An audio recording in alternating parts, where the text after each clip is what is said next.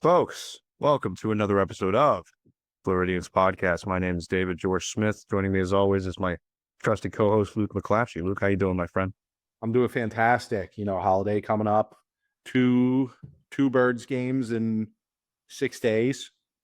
It's gonna be a good time.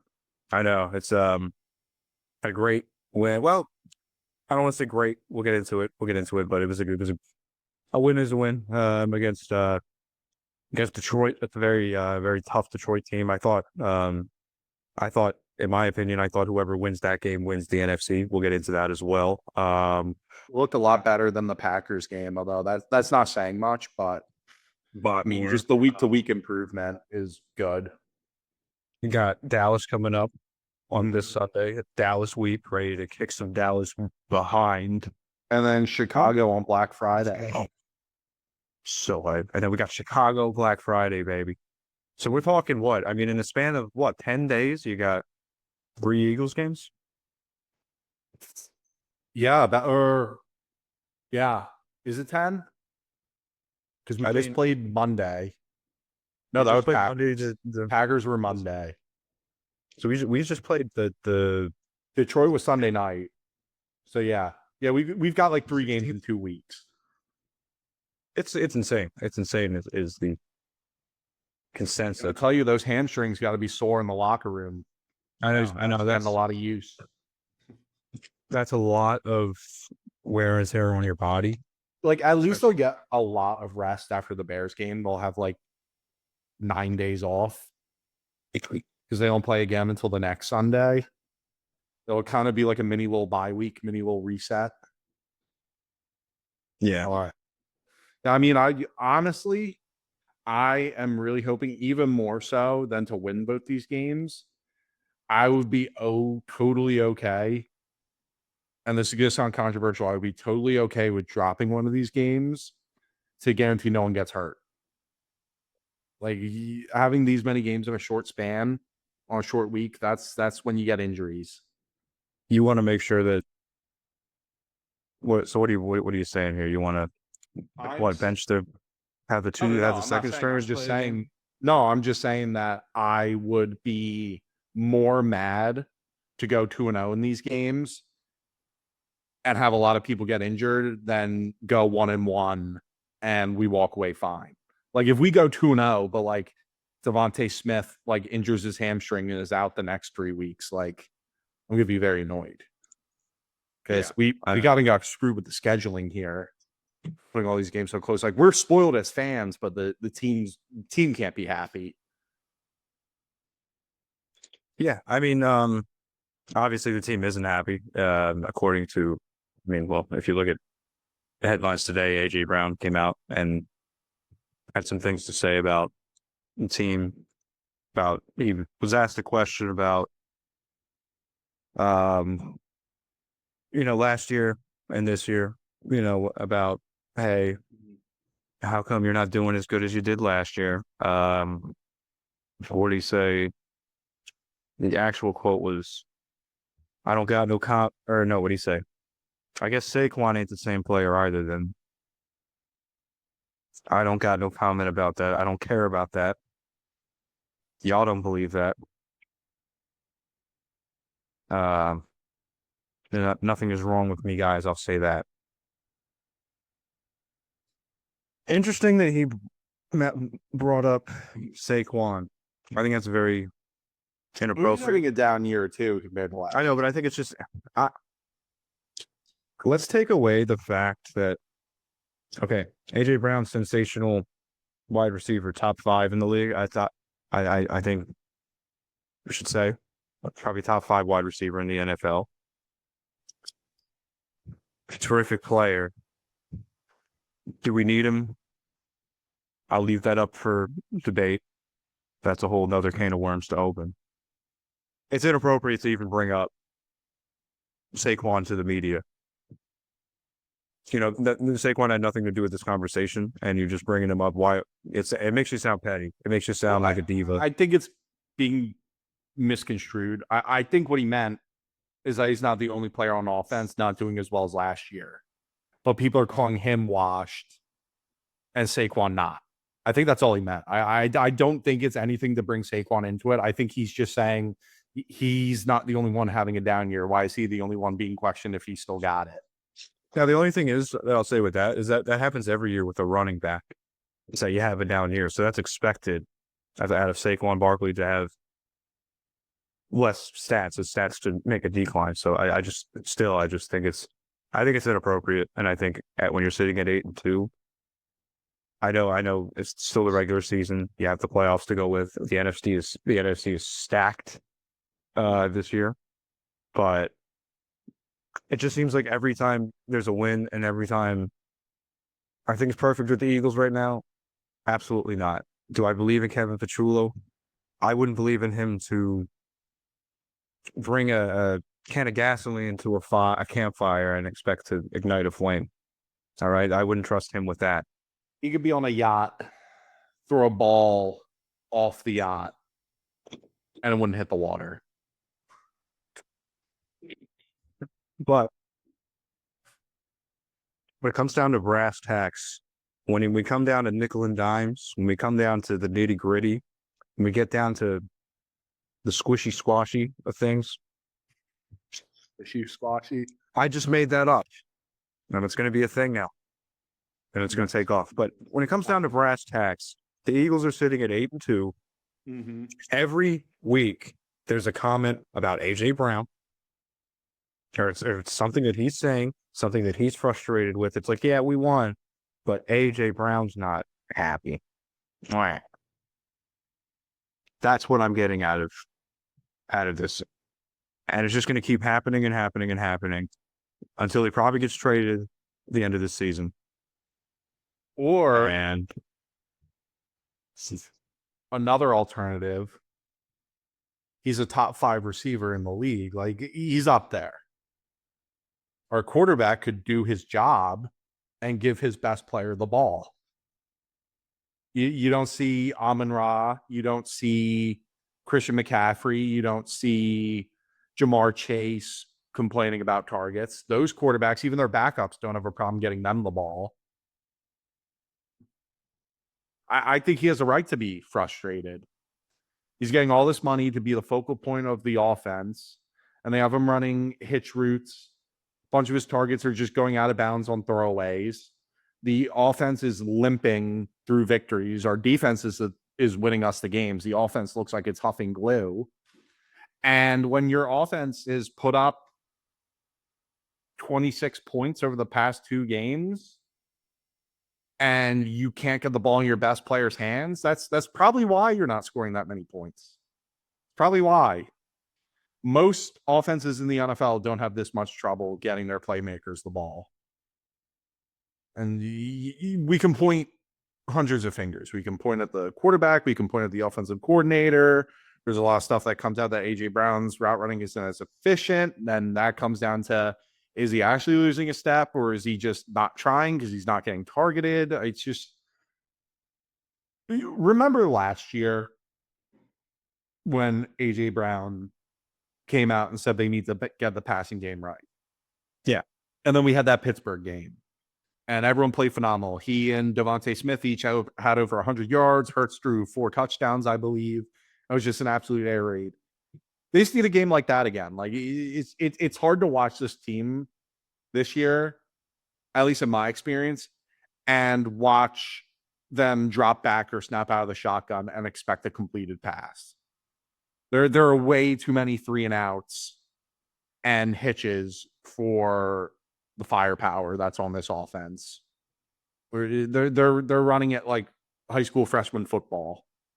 I know it's very frustrating. It shouldn't be hard. And again, I don't do that job, so it's like, yeah, like I'm just a guy sitting on the couch and saying this, but we do not see very many times on offense where we are going into week 11 and they can't figure out how to get the ball in their players' hands. Like that's the easy part. That's the easy part of offense. I think it's natural for him to be upset, but I just don't like the way that he's doing it. I understand that. That's fair. It's ruining the chemistry, and it's just making everybody so it's sort of undermining the fact that the Eagles are 8-2, and I know the offense has looked horrible. I blame the biggest thing for me is the play calling. I think the play calling has been just horrible this year. I mean, it's been really bad. I don't think it's necessarily too much on Jalen this year, like it was on 2023, because I think when there's good plays, and I think when he calls audibles to make a medium pass or a vertical pass, he does a pretty good job. I mean, I haven't, but it hasn't happened a lot, and I think part of that is on the play calling. But again, I just think it sort of undermines the good things that happen, because people aren't talking about the Eagles win. They're talking about why is AJ Brown upset. Well, and people are just it's like 2023 where the offense, everyone loves to point that Brian Johnson that season was like a football terrorist and everything. He saw the Eagles at a top 10 offense. Like we were watching, the screens were stupid, and like his situational play calling, he had a magical way of turning a for sure touchdown drive into a field goal. But they were still almost by every metric a top 10 offense. I think they were 9th overall that year. And we were calling for him to get sent to hell, basically. Like everyone wanted him gone forever.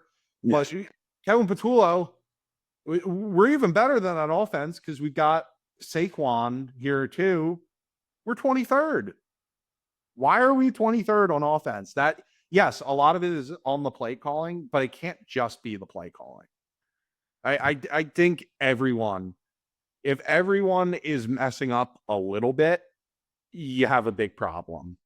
But the thing is that's easy to fix. If everyone's messing up a little bit, it's easy to get everyone 5% better than just have someone who's ruining everything. Like our defense was terrible in 2023. It's a lot easier to reinvigorate your offense than your defense.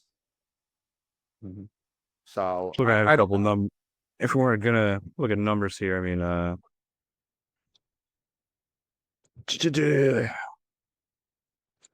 yeah, only 26 points since the bye week. That's unacceptable. Jalen Hurts has a QB rating of a little less than 81%.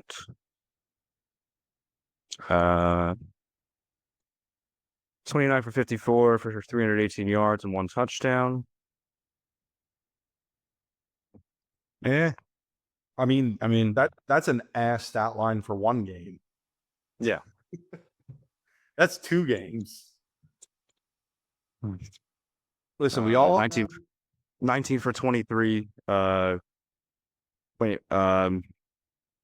against Dallas opening night. 152 yards. That game was weird though because of the weather delay. That was a whole lot. Yeah, that was the no one scored after the weather delay. So like that's kind of got an asterisk to me. I'm not gonna look at his box score and point at him for that. Everyone's stats looked weird that game. And I mean he's had great games too, like against Minnesota. He had a perfect pass rating. I'm not sitting here and asking Jalen Hurts to have a perfect passer rating every game. That's ridiculous. You wouldn't expect that out of Tom Brady. But I mean, if you want to make a deep playoff run again, it shouldn't be this hard to figure out how to get your best wide receiver the football. Yeah. And I think that's a little bit on everyone. I understand that. I think it's a little bit on AJ. I think it's a little bit on Hurts. I think it's a lot on the play calling. So I'm not going to point fingers here and say it's one person's fault, but should be an easy thing to figure out. Like I'm not panicking nearly as bad as I was. Your Super Bowl champs, yeah. Well, I'm not panicking nearly as bad as I was in 2023 because when a defense collapses, you got to pretty much wait till the offseason to fix that because you got washed personnel. You can't really fix missed tackles and everything. But it's easy to just talk to the guys on offense, do what makes them comfortable, get in a rhythm. Because the offense looks pretty good when we come out with our first 15 scripted plays of the game. Doesn't look bad at all, but it's like we get the ball back on the second drive, the third drive, the fourth drive. It looks ridiculous. Like it looks like no one even knows what they're doing. Like it looks like backyard football where Hurts is figuring out what routes they're running as they're doing. It looks like a high school football game. It looks like freshman football. Yeah, It's like screens. It's running up the middle. It's these damn QB draws. every drive that don't work. A dropped screen pass or a Dropped, 2-yard yeah. hitch or a 2-yard hitch. So then you're sitting at 2nd and 8. Saquon run up the middle. You are lucky to get 3 yards there. And you're sitting at a 3rd medium, 3rd and long, and it's some extremely difficult throw on the sideline. I'm not giving too much. I'm not cutting a lot of. I'm giving Saquon a lot of slack because this happens every year after a running back has an MVP caliber year. Like it happened to Derrick Henry. Happened to and you watch LaShawn McCoy. It happened Saquon to half the time. Adrian Saquon's Peterson. runs, he's already got a guy touching him before when he's still in the backfield. Yeah. Like so he's turning a loss of 2 into a gain of 2. It's very obvious Saquon still has it because it's a little bit on the blocking too. But I think throwing the offensive line under the bus is again too easy of a scapegoat. I really don't think with the injuries there with Jurgens. I was going to say, yeah, the injuries is gone. Yeah. There are injuries, and again, it's hard to block effectively when you aren't running effective routes. Like because there are plenty of times you can go and you can circle on the tape and everything, and see Hurts has 6-7 seconds to throw. That's not an O-line problem. 6-7. Yeah, but he has 6 seconds. Yeah, but you know he has 6+ seconds to throw, and if a guy isn't open in 6 seconds, that's a bad play. Yeah, way more often than it's good defense. Have 25th in total yards, 28th in passing yards, Yeesh. and they're 8-2. God bless you, Vic Fangio. But get this man freezins for life. But I do think AJ going to the media does have a presence in the locker room, and I think that does sort of have an effect on play. I mean, he's not the only one though. But no, but I mean, like even like they asked Lane Johnson, he came out and said that the offense is predictable, is predictable. It, but he's not coming out saying like giving these like sort of like what like these like mystery like statements like AJ's doing, you know. Okay, that's also just what wide receivers do. For sure, but like, come on, man, like I don't know. To me, it's a wide receiver's the most immature position. I understand your frustration, but after a win, you should just be happy that your team won as a teammate. Like you're just being a bad teammate at that point, and it's just like okay, like I don't know. It sort of like puts you like in like a Stephon Diggs situation where it's like, dude, like Stephon Diggs worked with McDaniels, legendary coach. Still didn't work out. Still felt like he wasn't getting the ball. Yeah. And you know, now we're at where we're at. You know, the other thing is wide receivers are always like this because they are pretty much the only position in the NFL where their pay is entirely dictated by someone else. Their pay is entirely dictated by the quarterback getting the ball or not. The running back can get it out of the backfield. Tight end can earn good money by blocking and all that. Quarterback has the ball in his hands almost every play. Wide receivers are entirely dependent on someone else. So he's playing for his next contract, and which isn't for 2-3 years off the top of my head. But yeah, I mean, it's got to be frustrating basically just running cardio out there all day, getting paid. But it makes me think about, you know, like Calvin Johnson. You know what I mean? Here's a guy that was in such a horrible situation in Detroit. And that man, he never went to the media once. Because he was getting the ball. But he was still in Detroit. Yeah, but the thing is, if you are sitting there and you lose a game, say 17-10 when you're the Detroit Lions, and Calvin Johnson has 125 yards and 2 touchdowns, or 1 touchdown because they would have 10 points. When he goes at the end of the game, there's nothing more he could have done. He had a great game and everything. When the Eagles offense is here looking like fish out of water, like flubbing around, looking like they're dying, and he's not getting the ball, a big part of the offense looking so terrible is probably because he's not getting the ball. Yes. I agree. I just think he should have a. Like this whole situation reminds me of Theo, but that's what shut up. wide receivers do. It's what Theo did. Like pretty much the only one who wasn't a fucking basket case was Jerry Rice, and Jerry Rice was something else. He might be the greatest football player ever. So it's a bit depending how you do things, but yeah, like any other wide receiver, like Jamar Chase has been freaking out all season after the losses and everything. It's wide receivers, they do it all the time. Happened with Odell and Eli, Odell and Baker.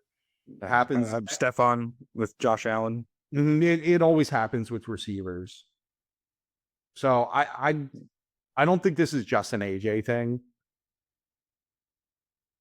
But yeah, it's frustrating to have him go to the media and everything, but cat's out of the bag now. I mean,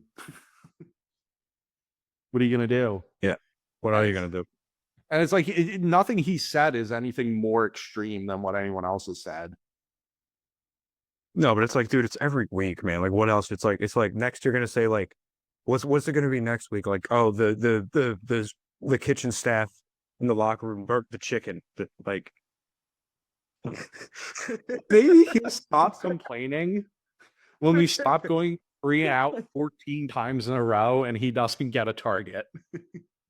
I mean, yeah, it's frustrating. I think where I'm at is AJ.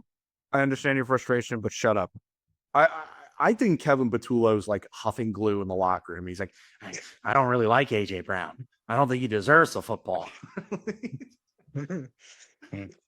Let's do another screen. Let's do another screen on third. Let's give the ball to our true one, Jahan Dotson.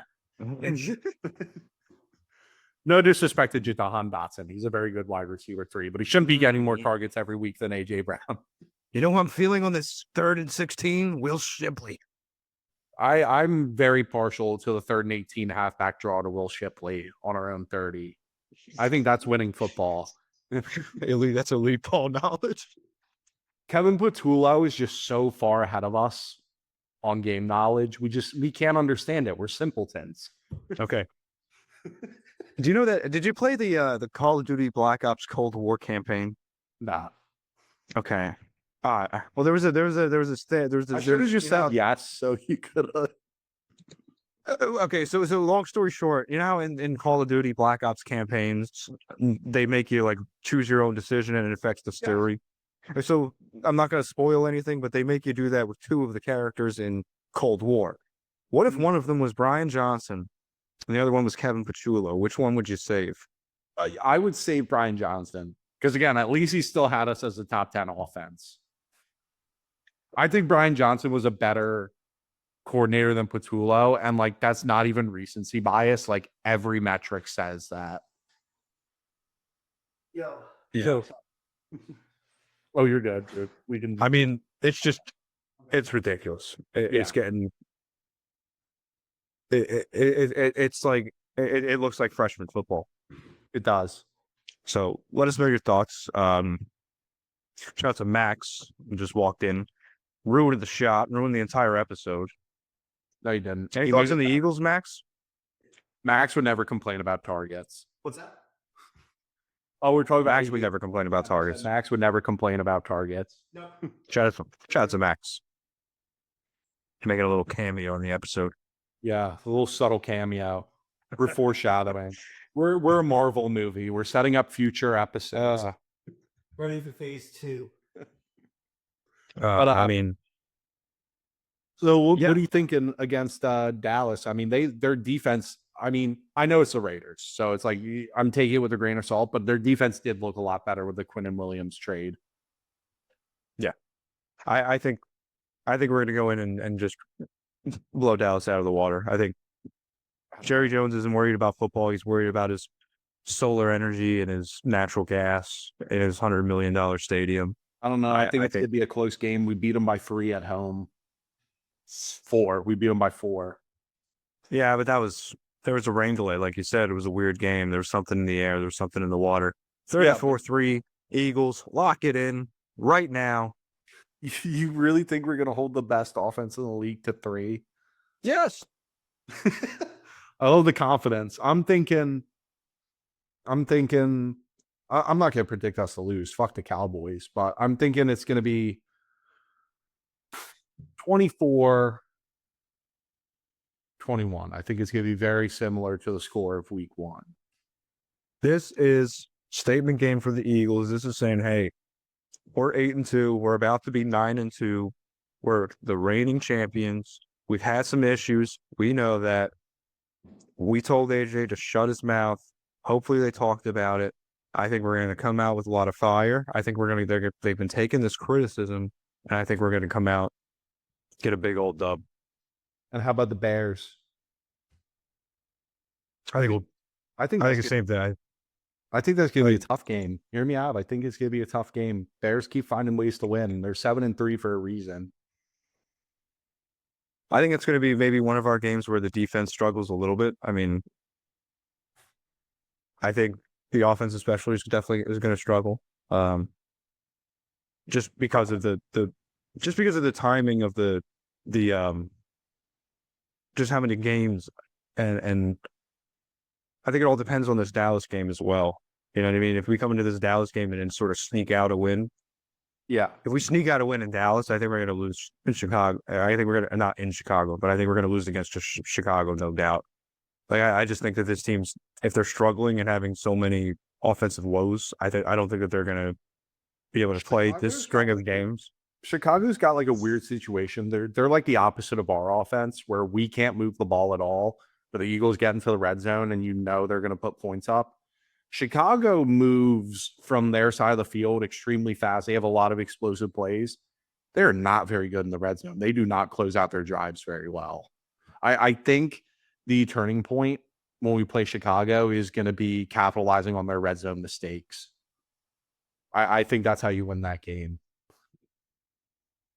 All it takes is a tip pass and an interception, and the momentum's all yours. So, yeah. So if I think 24-21 for the Cowboys, I'm thinking the Bears. I think it's going to be a lower scoring game, especially Black Friday, short week. We know short weeks, Buffalo looked incredibly sloppy coming off a short week, and we already have. I think the Chicago game is going to be a low scoring game. I think it's going to be like 17-14, 17. Caleb Williams is the only quarterback with 4 or more touchdowns and 0 turnovers in the final 2 minutes of either half this season. Yeah, no, he's good. The volume stats aren't there, but the film and the efficiency is. Yeah. So he's going to be a tough one. We've kept Jared Goff in check. We've kept Dak in check. We've kept Jordan Love in check. We've kind of kept Baker Mayfield in check. He did kind of go nuclear on us. He probably had the best performance of any quarterback we played. That was strange. But I would not be surprised if Caleb Williams comes out of nowhere and has a really good offensive game on us. That's what I'm thinking it might happen, especially if we struggle in Dallas, traveling to Dallas, then coming back, basically playing a game on a Friday. Mm-hmm. You know what I mean? I think it's going to be interesting. I know I picked us both to win, but I don't mean to sound like a pessimist here. I would not be surprised if we dropped one of these games. I think we beat Dallas, lose to Chicago. Yeah. Worst case scenario. Yep, but it's like we are immediately going from playing a divisional rival on the road to playing a team. We're 8-2, they're 7-3 on a short week. Like they're both gonna be pretty sloppy, pretty gritty, physical games. It's not gonna be easy to win both of them. So. But I know I'm predicting us both to win both, but that's not set in stone. I wouldn't be surprised to drop one of them. I do think this will be a statement game. I think this will be a good. I think Dallas is a more important game. I'm being an optimist. I genuinely think this will be like this will be the time where they sort of they get a slap to the face. Hey, we need to lock in. We need to show why we're the best team in the NFC. Best team in the NFL, arguably. Yeah, last time we beat Dallas in Dallas was 2017, the Jai game. I think you get one here, and it's going to be It's going to be a beautiful thing, folks. It's going to be beautiful, and I can't wait to see it. If he's wrong, send him hate mail. I already get hate mail. It's called letters from the IRS. It's mail that I hate. It's also just text from me. I'm not. I'm a mean person. You are a mean person. I mean, Sixers, just to wrap it up real quick, I think we're getting to that time, but Maxey had a nice 54-point game. I mean, we're not going to say anything that hasn't been said. I mean, I hate James It's- Harden. He sucks. I hate James Harden. James Harden sucks. He choked against us. We beat the Clippers. They're garbage. They're gonna give Beat the Oklahoma Bucks. City their pick. Beat the Bucks last night. Maxey with 54 last night. His Career plus high. minus is 18. That's phenomenal. Career high point. Yeah. Most of this episode is going to be about the Eagles. I don't even know what's going on with the Flyers, to be honest with you. I haven't had a lot of time to catch hockey. I sound like a fake fan. Yeah, fine. You know what I mean? There are bigger things. There are bigger fish to fry. They're bigger fish to fry, folks. Bears on Black Friday. Okay, it's a big deal. Bears on Black. That's a huge deal. Dallas week followed by a Black Friday game. Closest against Eagles Chicago. will ever get to playing on Thanksgiving because the Cowboys are too scared to ever schedule us. They play the Giants and Commanders all the time, but they don't play us. They're scared. They're scared. Bring it on, folks. Bring it on. All right. Also, rest in peace to the Plymouth Meeting Mall. We lost a good one. We lost a great one. I remember going to that Dave and Buster's. I went there until I moved here. I have no proof, but the Plymouth Meeting Mall's Chick-fil-A's milkshakes tasted better at that location than any other location I've been to. I have That's great Chick-fil-A. I have no proof of this, and no one can ever prove me wrong now because it's gone, but it's true. Okay, just believe me. Rest in peace to Plymouth Meeting Mall. That's going to wrap up this episode. Support the show on Patreon. Follow us on Instagram, Twitter, all that good stuff. We'll put that all linked. Phloridians podcast. We'll see you soon. Thanks for watching. You there?